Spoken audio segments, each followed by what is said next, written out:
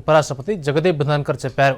దేశంలోని కార్పొరేట్ సంస్థలు ముందుకొచ్చి బాలికల విద్యకు సహకరించాలని కోరారు. ఢిల్లీ యూనివర్సిటీ ఉత్తర క్యాంపస్లోని ఇంద్రప్రస్థ కాలేజ్ ఫర్ ఉమెన్ శతాబ్ది ఉత్సవాలకు ముఖ్య అతిథిగా ఉపరాష్ట్రపతి హాజరయ్యారు.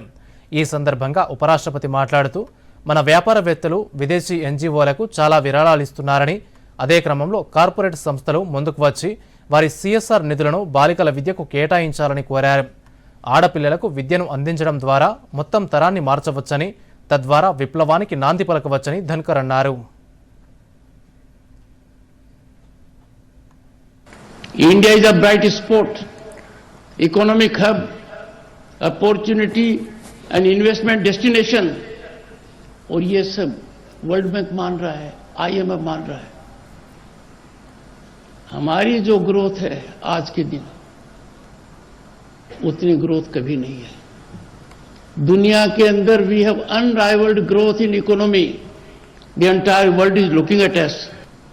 23 अगस्त Chandrayaan 3 landed on moon. September we had women reservation.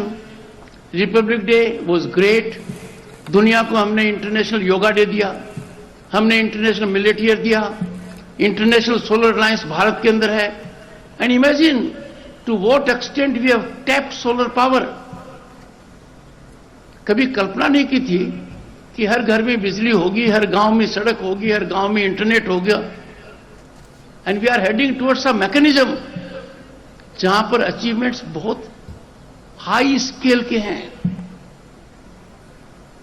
10 crore से ज्यादा घरों को फ्री गैस कनेक्शन देना छोटी बात नहीं है. दुनिया के बहुत से देशों की तो पॉपुलेशन ही नहीं है.